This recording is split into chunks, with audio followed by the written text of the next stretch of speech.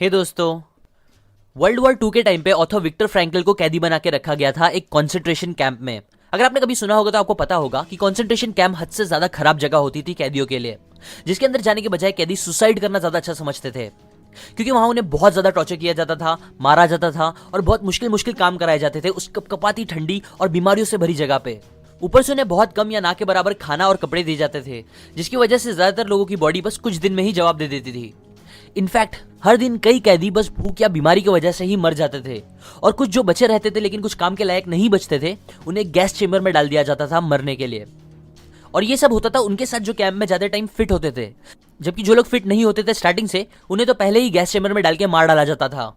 War खून से भरे उस टाइम पे ऐसे कई कैंप्स खोले गए थे जिनमें मिलियंस ऑफ लोगों की मौत हुई थी, और ऑथर भी ऐसे ही एक कैंप में लाए गए थे जहां उन्होंने अपनी जिंदगी के 3 मुश्किल साल बिताए।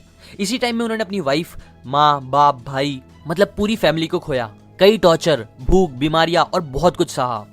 जहां एक तरफ उनके साथ के मैक्सिमम लोग जो भर्ती हुए थे वो सब मर गए, वहीं दूसरी तरफ ऑथर ने इस सब के बावजूद सर्वाइव किया। इतनी तकलीफें फेस करने के बाद भी उन्होंने मुश्किल टाइम में होप देखी, जिंदगी का मतलब सीखा, खुशी का मतलब सीखा, और ऐसे लाइफ लेसन सीखे जिसने मिलियंस ऑफ लोगों की लाइफ पर पॉजिटिव इंपैक्ट करा उनके बुक के थ्रू। आज मैं आपको उनकी ही वो क्लासिक, जिसकी more than 10 million copy sold हो चुकी है, उसी अमेजिंग बुक से सीखे गए कुछ important life, success and happiness lessons आपके साथ शेयर करूंगा। So let's begin. Strong why and goal. Victor profession से एक डॉक्टर थे, सो वो कैंप में कई बीमार लोगों की हेल्प करते रहते थे। वैसे तो उनके सामने हर दिन कई लोगों की मौत हो जाती थी, लेकिन उनके एक पेशेंट के साथ हुए इंसिडेंट ने उन्हें बहुत सोच में डाल दिया था। उनके उस पेशेंट को टाइफस हो गया था। टाइफस एक बीमारी होती है जो यूजुअली वॉर और फमाइन्स में होती है लोगों को। सो जब वो पेशेंट उनसे मिलने आए तब उन्होंने विक्टर से कहा, डॉक्टर, मैंने कल एक बहुत अजीब सपना देखा। सपने में मुझे एक आवाज सुनाई दी जिसने मुझसे बोला कि तुम मुझसे कुछ भी पूछ सकते हो और मैं तुमको उसके सवाल का जवाब दे दूंगा। सो ये सुन के मैंने उस आवाज से पूछा कि मैं आखिर इस जगह से कब बाहर निकल पाऊंगा, कब अपने घर जा पाऊंगा, कब वॉर खत्म होगी और मेरी परेशानियां भी। तो उस आवाज ने जवाब दिया, तुम 30 मार्च तक बाहर निकल जाओगे और आजाद हो जाओगे। अब उन्होंने ये सपना फेब में देखा था और मार्च चालू हो गया था। सो इसीलिए इंसिडेंट विक्टर को बताते हुए उस पेशेंट के चेहरे पे स्माइल थी। उनमें होप थी कि हाँ वो निकल जाएंगे 30 तारीख तक, और आवाज सच्ची थी। लेकिन जैसे जैसे वो 30 तारीख नजदीक आने लगी, वैसे वैसे वॉर और ज्यादा बढ़ने लगी और उनके निकलने के चांस कम से खत्म हो गए। जिसके बाद 29 मार्च को वो बहुत ज्यादा बीमार हो गए, उन्हें बहुत तेज बुखार आ गया। 30 तारीख को वो बेहोश हो गए और 31 मार्च को उनकी डेथ हो गई। सबके लिए उनके मरने का रीजन था टाइफस, लेकिन विक्टर और उनके कुछ करीबी लोग जानते थे कि उन्होंने बाहर निकलने की उम्मीद छोड़ दी थी, और यही चीज ने उनकी जान ले ली। उनका जिंदा रहने का रीजन, उनका वाई उन्हें नहीं दिख रहा था, इसीलिए उनकी बॉडी ने भी उनका साथ छोड़ दिया।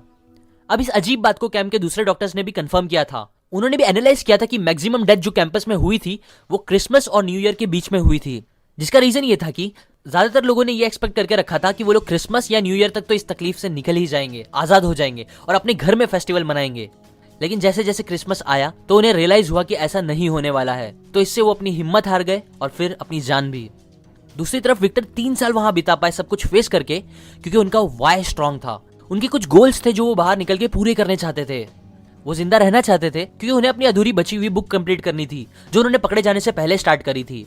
उन्हें अपनी वाइफ से मिलना था क्योंकि तब उन्हें पता भी नहीं था कि वो जिंदा है कि नहीं, और इन्हीं स्ट्रॉन्ग वाई और गोल्स की वजह से वो उधर जिंदा रह पाए बिना हिम्मत हारे। ऐसे ही जो दूसरे सर्वाइवर्स भी थे हॉलोकॉस्ट के, उन सबके पास कुछ स्ट्रॉन्ग वाई थे जिंदा रहने के, जिसकी वजह से वो बच पाए।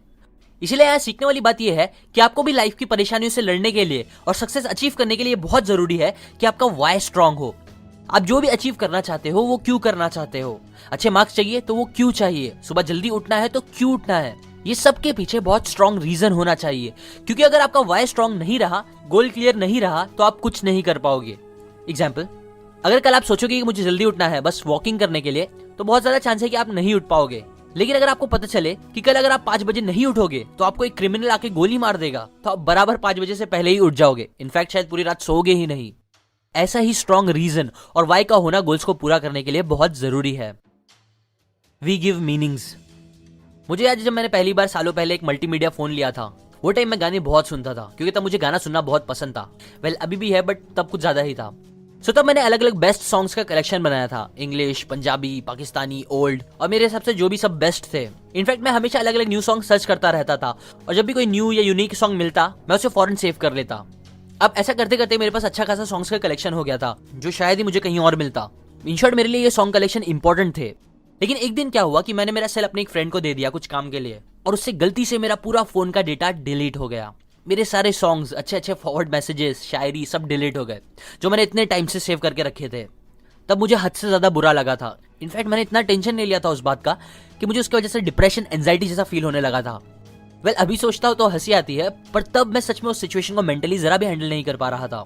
और ये एक्सपीरियंस मैं आपको बता रहा हूँ क्योंकि ये बहुत इंपॉर्टेंट पॉइंट है जो ऑथर ने भी सिखाया है। कभी कभी हम लाइफ में ऐसी किसी छोटी सिचुएशन को भी इतना ज्यादा नेगेटिव मीनिंग दे देते हैं, वैल्यू दे देते हैं कि फिर वो चीज हमें प्रॉब्लम देने लगती है जो मैक्सिमम टाइम सही नहीं होती। बुद्धिज्म का एक सेंट्रल थीम है जिसे एम्प्टीनेस बोलते हैं, जो ये सिखाता है कि सब कुछ एम्प्टी है और हर चीजों को मीनिंग हम खुद देते हैं। मतलब जो भी सिचुएशन आपके साथ होती है वो न्यूट्रल होती है और बस आप अपने हिसाब से उसको मीनिंग देके उसे पॉजिटिव या नेगेटिव बनाते हो। एग्जाम्पल, समझो अगर आप एक गाड़ी चला रहे हो और आपको एक कार बहुत स्पीड से ओवरटेक करती है, तो ये आपकी चॉइस है कि आप तब उसे एक नेगेटिव मीनिंग देके, गाली देके ये बोलो कि साला हीरो बनने निकला है, या उस चीज को बस खुद के अच्छे के लिए एक बेटर मीनिंग देके ये सोचो कि शायद उसे कोई मेडिकल इमरजेंसी होगी इसलिए शायद इतना तेज चला रहा है, और अपना मूड एक सेकंड के लिए भी खराब ना करो। एक और एग्जांपल, समझो अगर एक काली बिल्ली आपका रास्ता काटे तो ये आपका डिसीजन है कि आप उसे अपशगुन का मीनिंग देके वो रास्ते से ट्रेवल ना करो या उसे कुछ ना समझ के टाइम पे अपनी डेस्टिनेशन तक पहुंच जाओ। आई नो ये बेस्ट एग्जांपल्स नहीं है, बट स्टिल बात ये है कि आप जैसा चाहे वैसा मीनिंग देके चीजों से डील कर सकते हो। तो क्यों ना चीजों को नेगेटिव के बजाय कुछ पॉजिटिव मीनिंग देके हम खुश रहे। हाँ, मे बी आपने सही सोचा होगा कि वो ड्राइवर हीरो बनने की ही कोशिश कर रहा था गाड़ी तेज चला के, लेकिन आपके नेगेटिव होने से उसको कुछ नहीं होगा, बल्कि होगा तो बस आपका मूड खराब। इसीलिए सिचुएशन कितनी भी बुरी क्यों ना हो, ट्राई करो कि आप उसे एक पॉजिटिव मीनिंग देके उससे डील करो। ट्रस्ट मी, ये आपको बहुत खुश रखते हुए आपको हेल्दी रखेगी मेंटली एंड फिजिकली, जो सबसे मेन चीज होती है किसी भी बुरी सिचुएशन को बेटर बनाने के लिए। रिएक्ट और रिस्पॉन्ड। पहले जब मैं कभी अपनी बाइक से कहीं जाने लगता था और मेरी बाइक खराब हो जाती थी बीच रास्ते में, तो मैं फ्रस्ट्रेट हो जाता था और बहुत बुरी बुरी बातें सोचते बोलते हुए फिर गुस्से से भरे मूड में मैकेनिक के पास जाता था, पूरा दिन खराब हो गया ये सोचते हुए। जबकि अब 7 habits of highly effective people, how to stop worrying and start living जैसी बुक से सीखने के बाद अब अगर मेरी गाड़ी कभी खराब हो जाती है तो मैं गुस्सा होने के बजाय ये सोचता हूँ कि अरे अच्छा हुआ, शायद गाड़ी चलती रहती तो आगे मेरा एक्सीडेंट हो जाता और ऊपर वाले ने गाड़ी खराब करके मेरी जान बचा ली। या ऐसा सोचता कि गुड, अब मुझे और ज्यादा ऑडियो बुक सुनने मिलेगा रास्ते में चल के जाते हुए, जिससे एक्सरसाइज भी हो जाएगी। और फिर उस सिचुएशन को बेटर करने के लिए जो बेस्ट एक्शन होता वो लेता, रिस्पॉन्ड करता बजाय रिएक्ट करने के। यूजुअली जब हम पर हमारे हिसाब से कोई बुरी सिचुएशन आती है तब हम रिएक्ट करने लगते हैं, अपने आप को हर्ट करने लगते हैं, मेंटली या फिजिकली टेंशन लेके, फ्रस्ट्रेट होके या दूसरी खराब चीजें करके, और कभी कभी तो दूसरों को भी हर्ट करने लगते हैं। जबकि हमें उस टाइम पे इस तरह रिएक्ट करने के बजाय रिस्पॉन्ड करना चाहिए। और ये चीज मैं आपको अपने छोटे मोटे एक्सपीरियंस के बेस पे नहीं बोल रहा हूँ, बल्कि ये चीज हमें ऑथर समझा रहे हैं जो ऐसे सिचुएशन में 3 साल रहे हैं जहां उनकी मौत कभी भी हो सकती थी, जहां उनके पास प्रॉपर खाना कपड़ा नहीं था, फैमिली तक नहीं थी। सो जब वो इतनी बुरी सिचुएशन में रहकर ऐसा पॉजिटिवली लाइफ सिचुएशन पर रिस्पॉन्ड कर सकते हैं खुशी से और लाइफ का मीनिंग समझते हुए, तो क्या हम अपनी प्रॉब्लम्स के लिए कुछ पॉजिटिव नहीं कर सकते बिना ज्यादा नेगेटिव हुए? हाँ, मैं जानता हूँ बहुत बार नहीं होता, हम कुछ घंटे, दिन या महीने ले लेते हैं उस सिचुएशन की नेगेटिविटी से निकल के पॉजिटिव होने में। लेकिन मैं बोल रहा हूँ कि अपने आप को 1-2 घंटे भी टॉर्चर क्यों करना?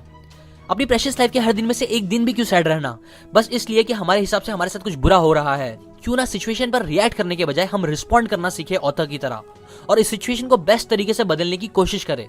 देखो, हम 2 में से एक टाइप के इंसान बनके लाइफ बिता सकते हैं। पहला, एक ऐसा इंसान बनके जिसके घर पे जब कोई कांच की चीज टूट जाती है तो वो इस बात को लेके बहुत गुस्सा हो जाता है, चिल्लाने लगता है, अपना और दूसरों का मूड खराब करते हुए।